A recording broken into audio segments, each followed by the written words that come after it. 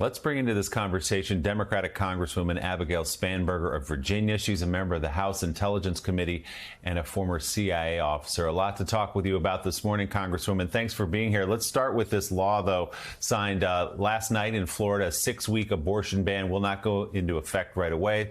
As Laura Jarrett pointed out, they're waiting on a state Supreme Court decision on the previous 15-week ban before they decide on what the ban will look like. But what is your reaction to the news overnight? My reaction to the news overnight is sadness. Sadness for the women of Florida, sadness for what this means related to our privacy, our right to make decisions about our own bodies. But frankly, it also, as a Virginian, makes me double down on the importance of our elections this November. We have 100 seats in the House of Delegates up in Virginia, 40 seats in our state Senate. And as we see governors like Ron DeSantis taking extreme actions like, as Jen mentioned, banning abortion at 6 weeks when so many women don't even know that they're pregnant, it's an extraordinary step. And with our Republican governor, who has been clear that he wants to roll back the rights of women that we have here in Virginia, impacting women's health care, impacting the ability of women to make decisions about their own lives between them and their doctors, it has never been more important than it is right now for Virginians to get out and vote and make sure that we have a legislature who will not pass bills and send them to our governor's desks as they have done in Florida. Sadly, that's how we can protect ourselves state by state.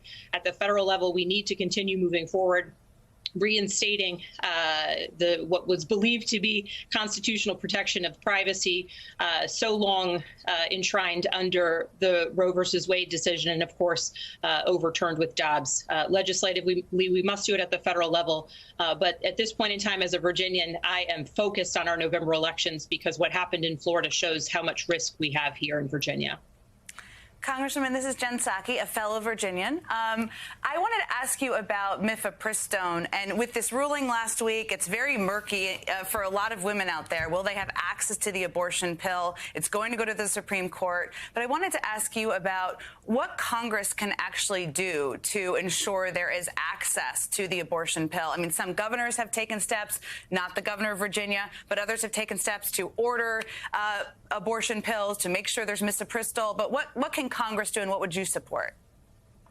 So right now, so many of us are joining in an amicus brief to make sure that at every court level, now it's going to the Supreme Court, members of Congress in support of the rights of our constituents do not want to see this ban on the abortion drug go into place. It has long been FDA approved. The idea that a judge anywhere can just determine the scientific validity of a medication, as was the case with this Texas judge and mifepristone.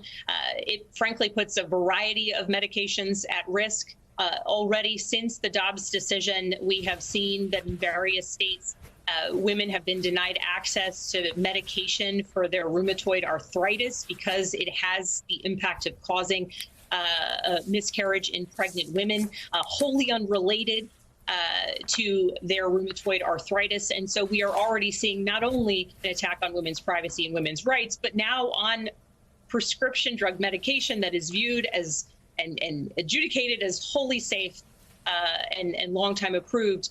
Now we have activist judges attacking essentially women's access to the medication that their doctors may prescribe.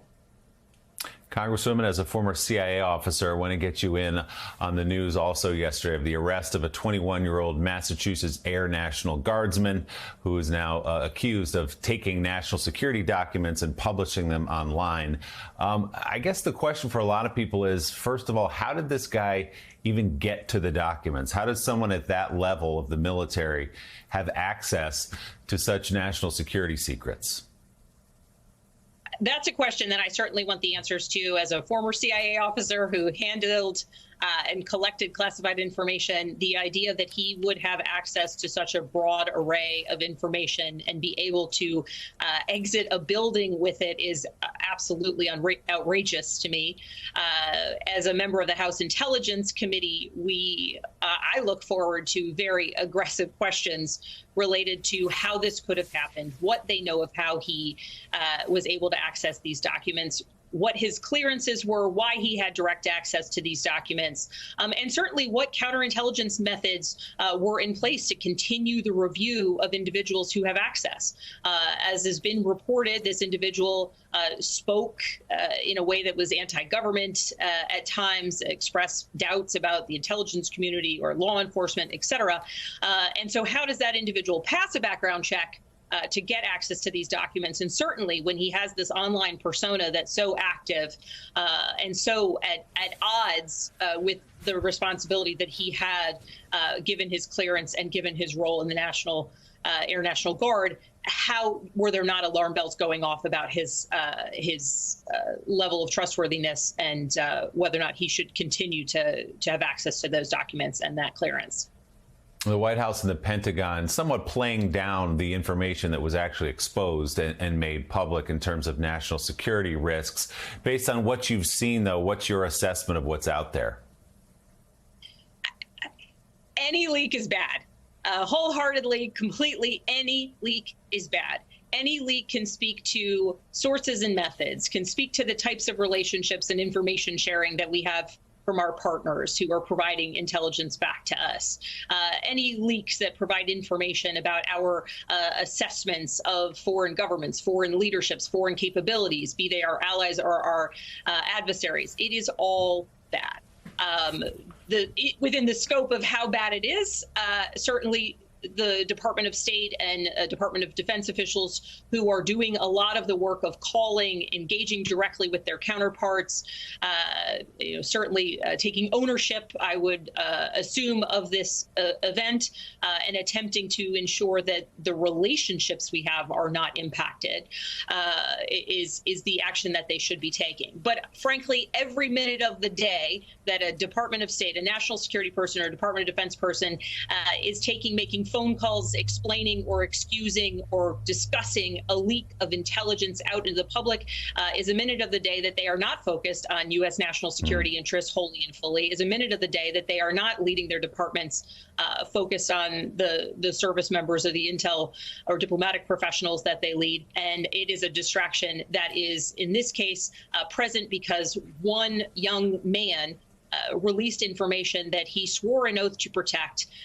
It's against the law. I thank the FBI and law enforcement for their strong work to ensure that they were able to determine who this leaker was. And I assume that continued action will be clear in the coming months. And this guardsman will be arraigned today, so we may learn much more about what he exposed and how he did it. Democratic Congresswoman Abigail Spanberger of Virginia, thanks for your time this morning. We always appreciate it.